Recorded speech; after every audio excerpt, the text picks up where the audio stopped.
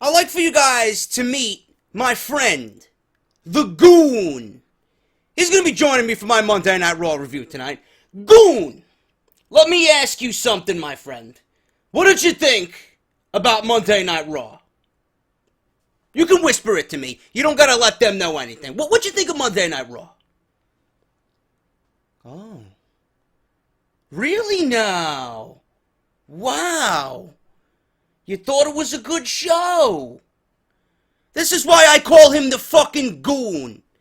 Monday Night Raw review. Was it a good show? Was it a bad show? Or did it put me to fucking sleep? Sponsored by NyQuil. This is your official Monday Night Raw review with JD. Let's find out. You fucking asshole.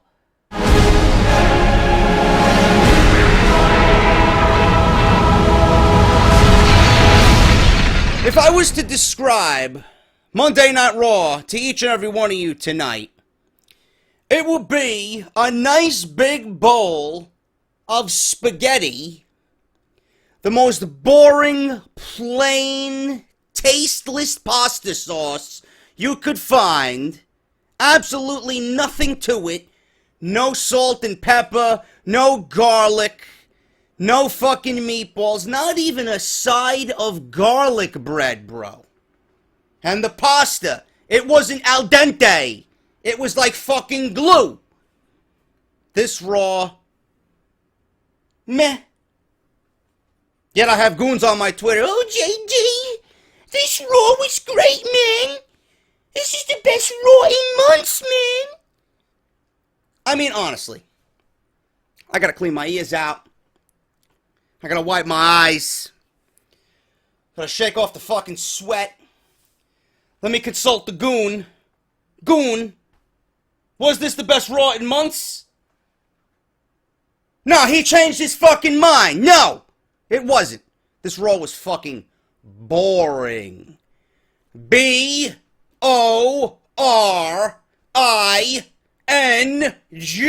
with an exclamation point. Boring. Started off fantastic. Started off great, man. Looked like WWE was on its way to making logical sense of some of the storylines. Looks like they were focused. Looks like they had direction. Then what happened? The 8 to 9 o'clock hour, okay, it was very entertaining. We had a Shield segment in the ring. Ambrose comes out with the title to start the show. We lead into a Sami, Zayn, Kevin Owens match that should have went a little bit longer than it did, but I'm not going to complain. Then a backstage brawl. And it was a decent first hour. And then after that, what happened? It's like Vince McMahon fucking took several shots of NyQuil and said, you know what? I'm getting sleepy. I'm going to fucking make everybody fall asleep along with me. What happened? He went from 9 o'clock to 10 o'clock and then 10 o'clock to 11 o'clock and we had nothing. Literally nothing. Even the John Cena AJ Styles segment was meh. Meh. What was it? What was exciting about tonight's Raw? Please, someone inform me. Or am I a fucking goon? I can't be a goon. I'm the fucking goon master. You dance for me, goons. I send people to Goon City. This show wasn't bad. It wasn't bad. WWE started out with direction and then they figured, meh. Meh. That's all. That's all Monday Night Raw is. That's my review. Meh. Nothing exciting about this show whatsoever. With bullshit that WWE typically displays because of their fucking impatience. Why? Why? And I ask again, why? If you didn't hear me, why? Must we get a triple threat match at Battleground? Isn't SummerSlam the fucking pay-per-view to have that type of match? I mean, what do you realistically, what do you honestly have planned that is bigger than a Shield triple threat match at SummerSlam? What do you have planned? I don't know. Are you going to give Roman the fucking title at Battleground? Are you going to have him go into SummerSlam against Brock Lesnar and have him beat and slay the beast? I could see that coming. I said it on my review last night. I would not be shocked if WWE goes and books that match. But who wants to see that again? Who wants to see that now? You think Roman going into New York City is going to get any less of a reaction than he has been in the past against Brock Lesnar? You think Lesnar's going to go into New York City and not be fucking idolized and fucking cheered? They'll fucking throw this guy a parade in New York City if he beats Roman Reigns. WWE and their impatience is one of their Achilles' heel. They need to really take a step back and think long-term booking. What could we do to make SummerSlam the biggest SummerSlam of all time? What the fuck is a Battleground? Battleground is a B-level pay-per-view that means absolutely nothing on the WWE calendar. You could have done anything else with this fucking pay-per-view. You could have done anything else with this main event. You could have given me a Dean Ambrose versus Roman Reigns match, or a Dean Ambrose versus a Seth Rollins match for the WWE Championship. And then you could have included one of those other guys in some type of fucking bullshit match. You could have had the Wyatt family come out and just decimate all three of them. You could have had the Wyatt family. This is what they should have did with the Wyatt family tonight. Instead of booking them in a meaningless fucking segment, and yes, clowns, it was a fucking pointless waste of a Wyatt family return. Yeah, we're going to book them against the New Day. We're going to come out and say, New Day fails. Which I liked, don't get me wrong. But the Wyatt family coming back should have been a little bit more important. It should have been treated as it was the most important thing on the show. It should have been treated like, okay, we're going to give Bray Wyatt something to work with now going into SummerSlam. What does the Wyatt family and the New Day have in common? Nothing. Absolutely nothing. You mean to tell me you kept the titles on the New Day and you're going to feud them with the Wyatt family? Are the Wyatt family going to take the titles off the New Day before SummerSlam? I don't think so. So what is the point of putting these two teams together and having a match? If it leads to a tag team title match, I don't know. Maybe it's just a six-man tag to hold them over, I don't know. But why would you have the New Day lose in any way, shape, or form in any type of tag team match going into SummerSlam, which they will be going 2 against Enzo and Cass in Brooklyn, which Enzo and Cass will win the titles, take down the reign of the New Day, and they'll have a fucking explosion in the Barclays Center.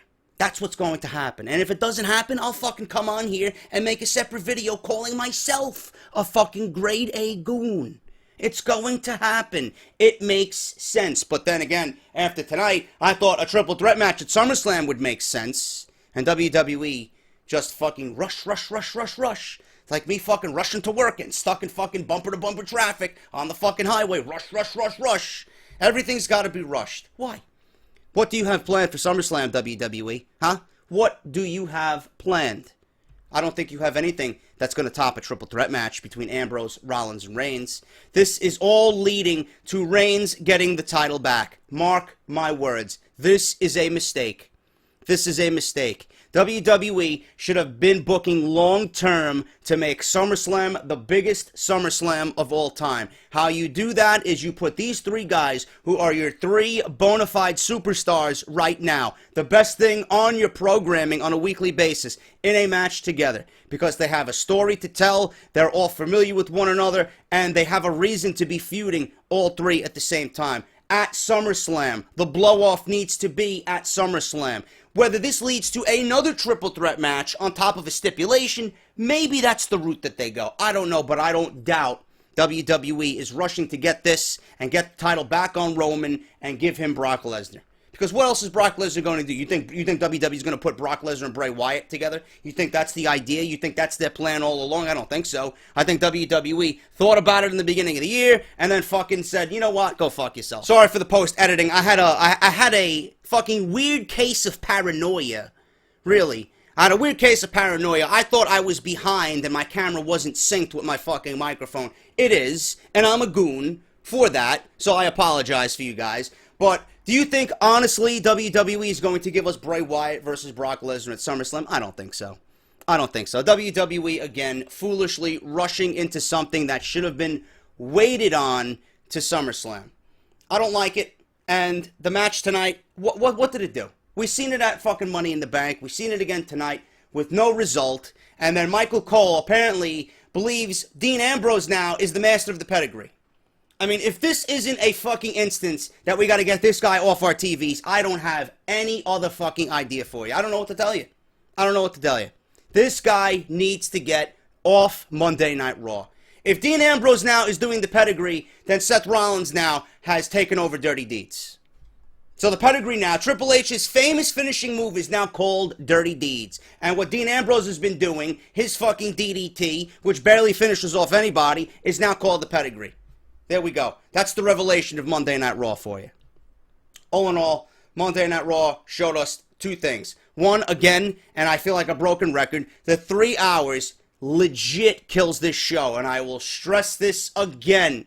You fucking clowns think a brand split is going to be beneficial to Monday Night Raw when they can barely keep you awake with a full roster. Wait till July 19th when that draft happens on SmackDown.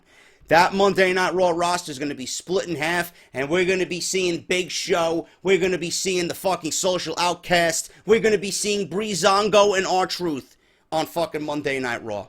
I guarantee you. This is going to be a fucking disaster. And I'm trying to remain positive about it. But how many times can I come on here and tell you the third hour is not only killing the fucking product, it's killing the fucking fans who watch every Monday, and it's killing their fucking ratings. That third hour is absolutely destroying them in the ratings. If you slice that fucking third hour from Monday Night Raw, the ratings would be a little bit better than they are right now. Simple. It's absolutely simple. It doesn't take a fucking rocket scientist to figure that one out. The third hour always brings the fucking Raw rating down. And they fell below 3.0. They fell below 3.0 last week because that's how fucking boring these shows have become. It is too much for the fucking writing staff, and it's too much for the fucking team over there on Monday Night Raw to book 3 hours of program. By the fucking end of the first hour, people are exhausted. People are exhausted. You go on to an hour and a half, and then the 2 hours, people are fucking tucking themselves into fucking bed. Nobody wants to deal with this shit anymore. If this show was consolidated for 2 hours, that would leave out all the filler that we've seen tonight. Nobody needs to see Titus O'Neil. Nobody needs to see this and that and fucking wasted segments with the Wyatt family and the New Day. You have a fucking compact show with direction. You get the most important shit on the show. And then you just worry about booking next week and next week and next week. And things would flow a lot easier. But WWE doesn't see it that way. WWE does not see it that way, and they will not see it that way. These are the fucking idiots, and the people over at USA want to add a third hour on top of SmackDown. What the fuck is that going to do? You want to kill SmackDown on top of what you did to Monday Night Raw as well, right? With the split rosters, with the half of rosters. Can't even fucking get Monday Night Raw to look good and feel good on a Monday night. You think SmackDown with 3 hours is going to look any better? Give me a fucking break. Monday Night Raw is absolutely getting worse and worse and worse and more ridiculous by the week. I mean, we watch it because, you know, we hope for the best. It's like me watching the fucking Braves. You know, I hope for the best. I hope that they fucking pull themselves out of last place. But I mean, fucking Christ. It's not going to happen. It is not going to happen. Monday Night Raw is trying to pull itself out of last place. Vince McMahon is trying to manage this team and get them out of last place. And they've been in last place for the last year and a half. It's not going to happen. With a brand split and a draft, it is not going to happen. Nothing will work to get this show back to where it used to be. Nothing. Absolutely nothing. That's the fact. That's the sad reality of it. And tonight, what do you want me to say about this show? I have absolutely nothing to talk about on this show. You come off a fucking hot pay-per-view and you book a fucking triple threat match as if, oh yeah, let's do it. Let's do it. There's no fucking intrigue here. There's no excitement. There's no build. You got 5 weeks to a pay-per-view. You announced the fucking main event already, the first night after a pay-per-view. I mean, give me a couple of weeks to fucking say, all right, are they going to book it? What's the storyline leading to? How are they planning this out? You know, let's take baby steps and get there first. No, they just come out. Hey, we'll book Rollins and Reigns in the main event again tonight. We'll have a fucking screwy finish, and then we'll book the triple threat match. That's typical WWE. Typical WWE. Predictable fucking garbage. No intrigue. There's no excitement. There's no unpredictability anymore. We knew it was coming, but, I mean, you fucking show your cards right away. Everybody sitting at the table. It's not right. It's fucking ridiculous. I don't know how much more I could take of this shit, man. I really don't. I may have to drive to Stamford, Connecticut and start banging on fucking doors down there. What the fuck are you people doing? I mean, who do you have writing this fucking programming? It's just fucking stupid. It makes no sense. I don't get it. Rush, rush, rush. This is what WWE wants to do. Monday Night Raw took place tonight from the Talking Stick Resort Arena in Phoenix, Arizona. And Dean Ambrose starts the show. You know, he comes out and says that Roman is the guy, Seth is the man. Who are you going to call me? The dude? And then people start they start chanting dude at Dean Ambrose. And he's like, oh, whatever, you can just call me fucking champion. Because that's exactly what he is. And they played up the fucking Cavaliers winning the fucking NBA title, the fucking rigged NBA basketball game. Give me a fucking break, man. How many times did they show the Cavaliers with the trophy or these fucking sellouts with the WWE Championship title that they sent them? Give me a fucking break. Nobody gives a shit. Nobody gives a shit. Fucking Stephen Curry and LeBron James took a nice big fat paycheck to fucking rig the game and screw the NBA fans once again. Give me a fucking break, man. Nobody needs to see this fucking garbage on Monday Night Raw. No, who gives a shit about the Cleveland Cavaliers? Certainly not me, and half the people watching certainly don't give a shit about the Cleveland Cavaliers. Anyway, this led to a Sami Zayn, Kevin Owens match in the first hour. Before that, I'm jumping ahead here. Seth comes out. He's furious about him being screwed over. Roman Reigns says that he needs to go to the back of the line. Seth Rollins says he needs to go to the back of the line. Shane McMahon comes out to calm things down. Shane thinks it's the best idea to have Seth Rollins versus Roman Reigns tonight in a rematch. Winner faces Dean at Battleground. And then Shane talks to his invisible sister, Stephanie McMahon, a.k.a. The Goon. Did you enjoy this opening segment, Goon? No? Neither did I. It fucking sucked. Typical garbage, man. Nothing excitement. I mean, it was alright. It's just typical fucking garbage, man. The interactions between Dean, Seth, and Roman is fantastic. Until they start coming out and doing the typical shit. Yeah, we'll book this one, winner goes to Battleground. We kind of knew where this was going anyway, before the fucking show even started. Sami Zayn versus Kevin Owens. This match lasted about 8 minutes, 9 minutes. Sami Zayn beat Kevin Owens, surprisingly, with a victory roll. Kevin Owens attacks Sami Zayn on the ramp. I thought he was legit going to powerbomb him off the fucking ramp. I thought he was looking for a table. So I would have loved to see Kevin Owens powerbomb Sami Zayn through a fucking table. And then they go, pretty much go to commercial. And then after the commercial break, we see Sami Zayn fucking diving over, crates and fucking luggage boxes. And he's just fucking pounding away on Kevin Owens. And it takes Road Dogg and Fit Finlay and a bunch of fucking officials to break it up.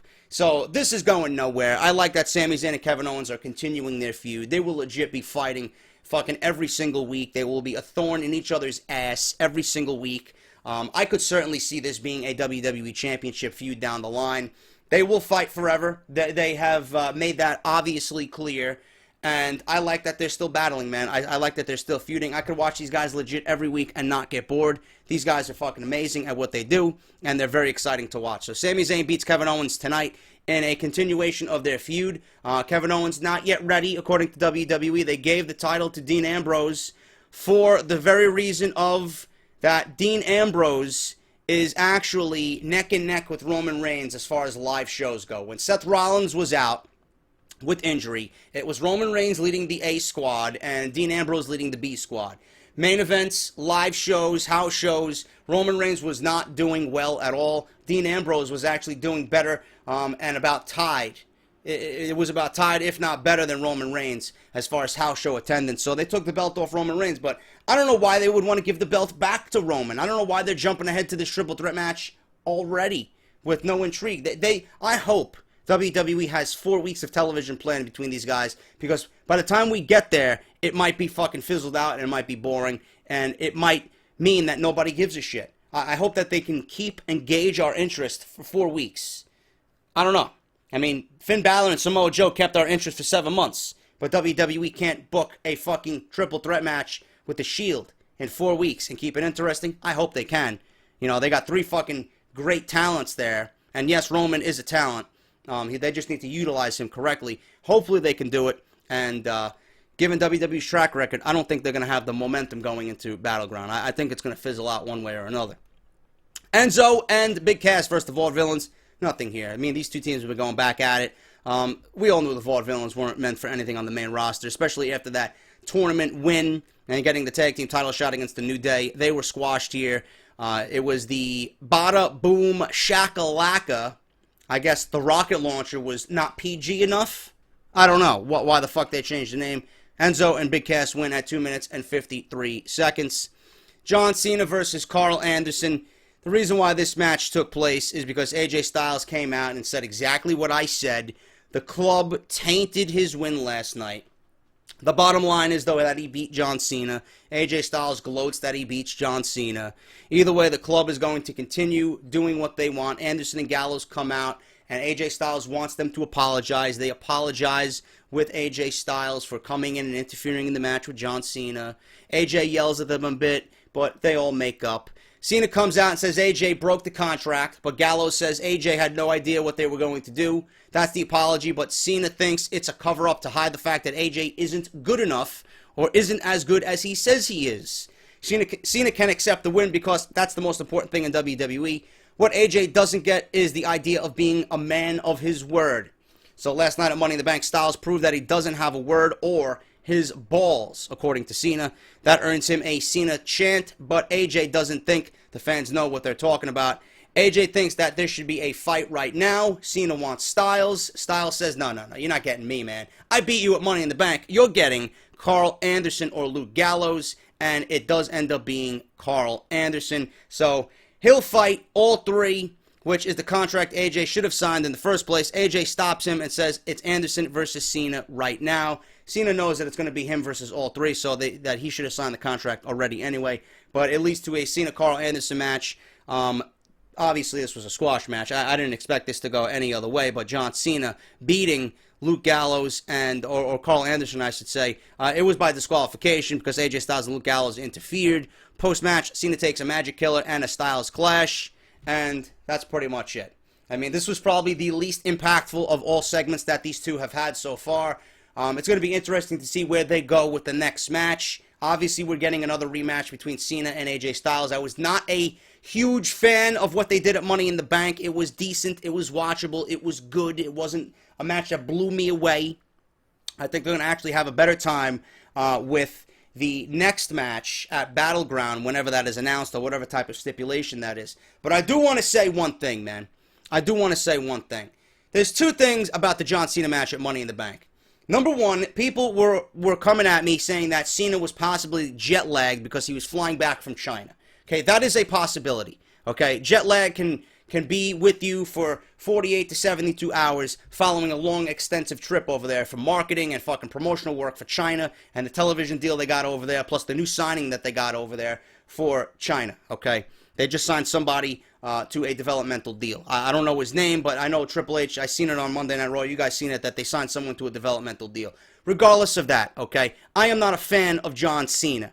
I respect John Cena and what he brings to the table. I respect John Cena's work ethic, but I am not a fucking fan of John Cena, okay? Another thing you guys bitched and moaned about was the fucking spot calling. I mean, I understand that I can get a little irritating with the complaining, but the reason why I complain is because I fucking care about the product to an extent that I would do anything to make it better.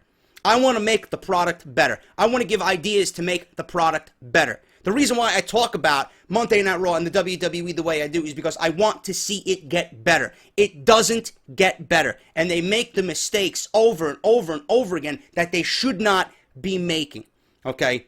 So, the spot calling in John Cena's match at Money in the Bank, you guys picked that apart. That's something, number one, I never noticed in John Cena matches because I'm not fucking paying attention to the spot calling that John Cena does in his matches. Number two, I don't give a shit how loud he's spot calling in the match, because you got to take into consideration that John Cena and AJ Styles, the way it came off on television, yeah, it sounded loud to you, but in the arena with those two guys in the ring, who the fuck knows how loud it sounds? They could have probably went in there and they couldn't hear a goddamn fucking thing anybody was saying. So the spot calling for John Cena needed to be raised up, and he needed to ensure that AJ Styles was getting his calls and making sure he was understanding what he was saying so that a blown spot does not happen in the ring. Blown spots lead to injuries, and you don't want either AJ Styles or John Cena injured. Some of you probably want John Cena injured, but those are the fucking goons who have no fucking brains in their skulls. Okay, we don't want injuries to happen, so the spot calling, you're going to nitpick Cena about spot calling. Give me a fucking break, man. Spot call about something else, a botch or a fuck up or a slow match or a tempo that's slowed down. Something that's not, particularly usual like we see with AJ Styles. Don't pick about the fucking spot calling because there's factors in there that make logical sense as to why the spot calling was loud by John Cena. Plus the fact that WWE's microphones around the ring are always fucking loud. Give me a break, okay? The fucking Hell in a Cell match with Triple H and The Undertaker. Go back and watch that match and tell me how fucking loud the mics are. That's the one thing I remember from that match. You heard literally everything The Undertaker, Triple H, and Shawn Michaels said in the middle of that ring to ensure that match was fucking as realistic and epic as possible. Did anybody fucking complain about the conversation that those three were having at WrestleMania? No, I don't think so. But John Cena, he got to get shit for spot calling, right? And then you got the goons coming at me saying, JD's sucking John Cena cock, he's gargling his balls, he's stroking his dick, John Cena's a fucking faggot, he's a sellout, this and that, JD sucks John Cena's balls. What? I heard it all.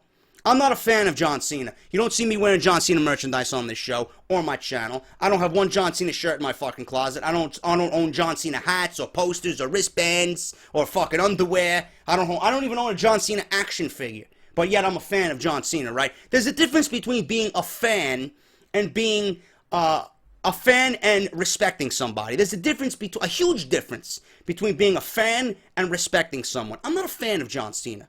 Okay, I was never a fan of John Cena. Even when he was Mr. Thugonomics, I was not a fan of John Cena. I respect John Cena. There's a fucking huge difference between the two. Until you realize that, then you shouldn't be watching WWE because your opinion is skewed. Your opinion means jack shit to me, and I don't give a shit who says anything about me liking John Cena. If you want to come at me saying that I like John Cena, you will be benched. Because I clearly say every single time I am not a fan of what John Cena does. I respect who John Cena is and what he brings to the WWE and his work ethic. That's all. I don't give a shit what you think of him or he buries talent. We all know this. We all know this. We know that he's WWE's crown jewel. They're fucking saying at the pay-per-view yesterday that he's the greatest of all time. I don't remember who said it, JBL or Michael Cole. They legit said John Cena is the greatest of all time. You think I agree with a statement like that? Being a fucking fan for the WWE or of the WWE for close to 30 years? Of course John Cena is not the greatest of all time. Shawn Michaels is the greatest of all time. The Undertaker is the greatest of all time. Bret Hart, Stone Cold. John Cena can't compete with those guys, no matter how hard WWE rams it down our throat. It's all fucking propaganda, political bullshit. So there's a difference between being a fan and respecting a human being and what he does. Okay? That's all I gotta say about that. Glad I got that off my chest. So post-match, Cena takes a Magic Killer and Styles clash, and that was pretty much it. Like I said, out of all the three instances that we seen these guys in the ring, this was probably the least impactful. Didn't really go anywhere. Didn't progress anything. It was just meh. Pretty much like the rest of this show. Okay? Rollins ready to take back the title from Ambrose. Starts tonight. He wants to prove that he is the best member of the Shield once and for all. He was in a backstage segment with JoJo. Becky Lynch is also back there. She says she's sick and tired of everyone turning on her, with Natalya being the latest one to do so. Natty jumps her from behind and says it's time to think about herself. I like this new attitude by Natalya. Got to see where it goes. That was the only time we seen Natalya here on Monday Night Raw. Baron Corbin versus Zack Ryder.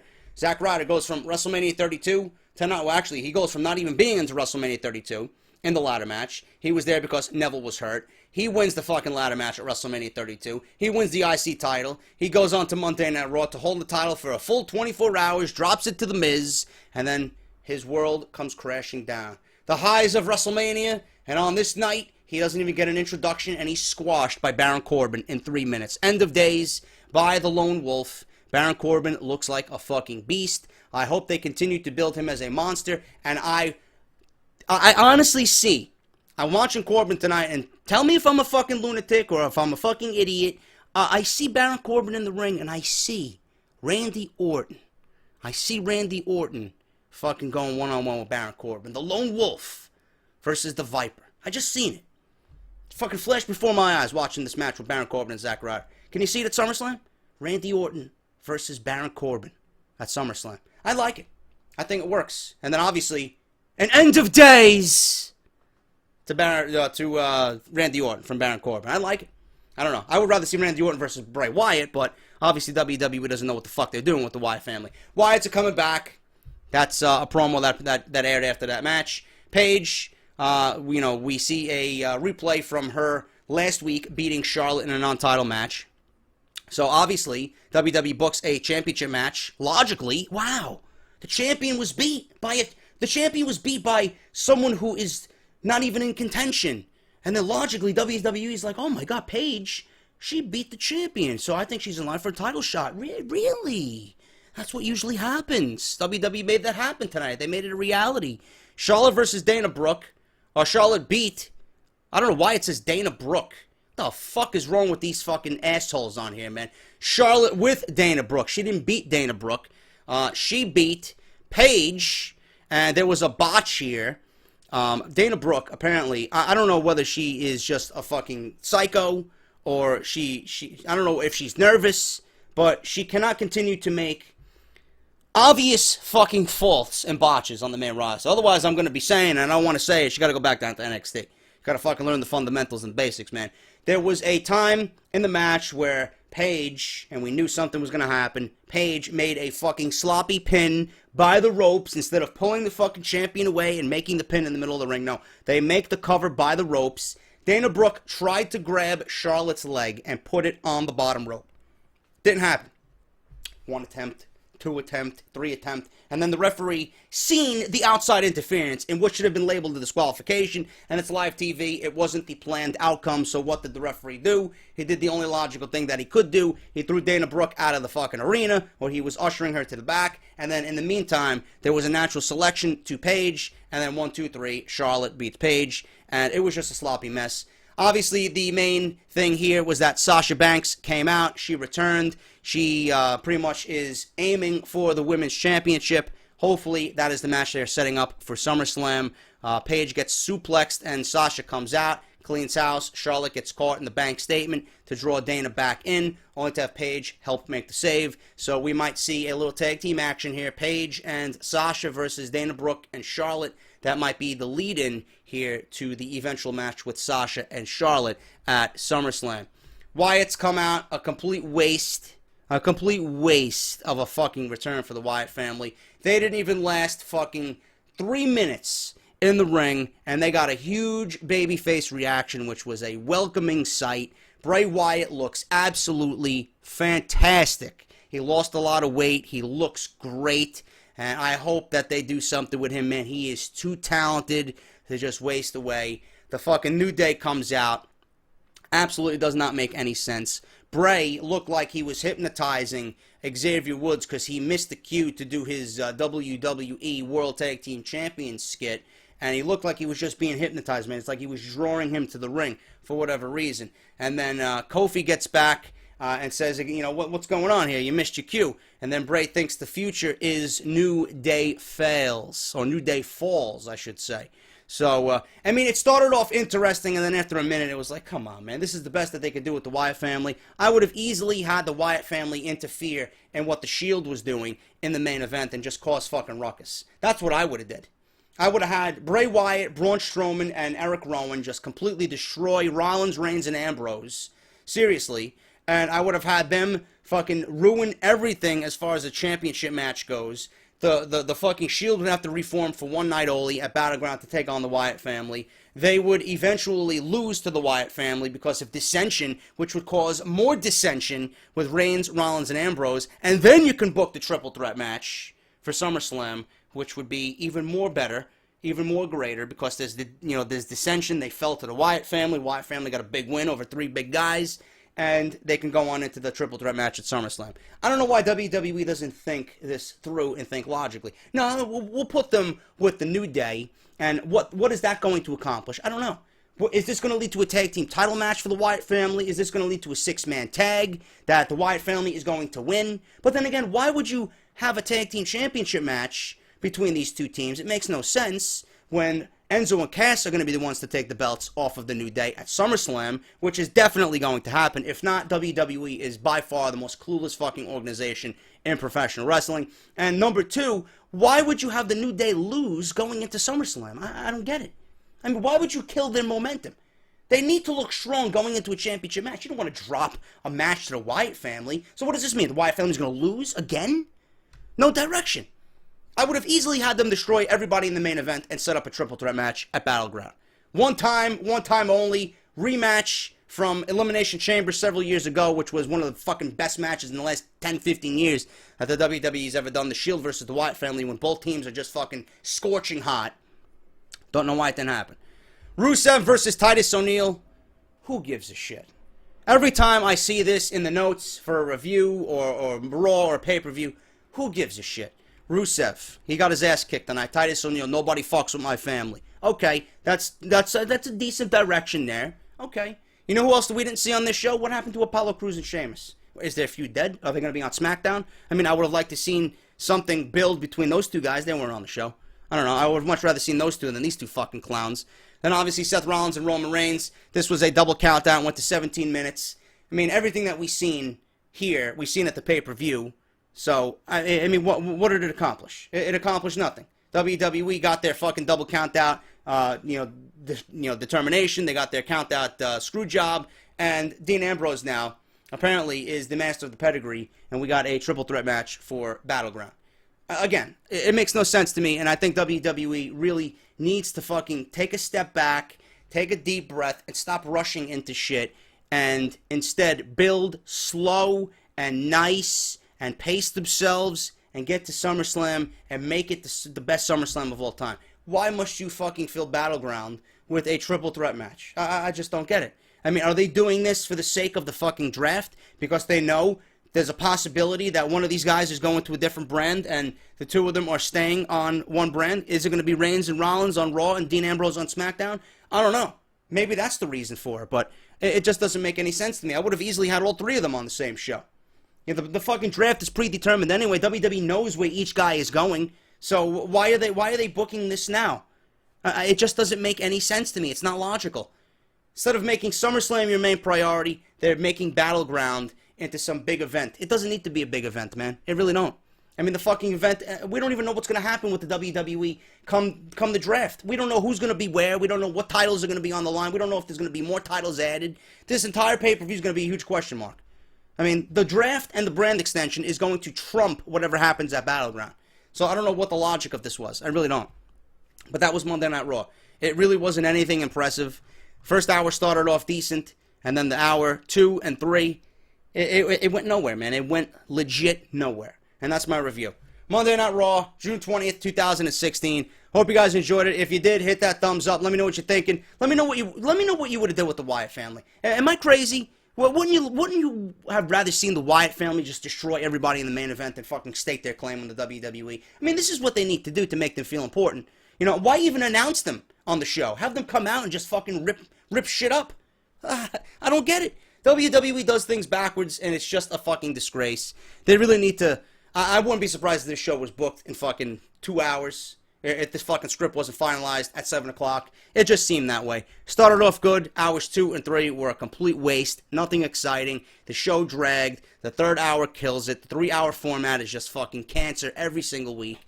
I don't know when things are going to change. We can only hope that the draft brings good, but I doubt that will happen. I think the draft is going to do more harm than positive. That's just my opinion on that. Thank you guys for watching. I'm JD. Hit that thumbs up. Thank you for all the support lately on all my videos, and I'll be back on Friday with Off the Script. So look forward to that, guys. And if you missed anything previously for the past weekend, links are down below in the description. I'm JD. I'll see you guys later this week. Thank you for watching, and have a good night.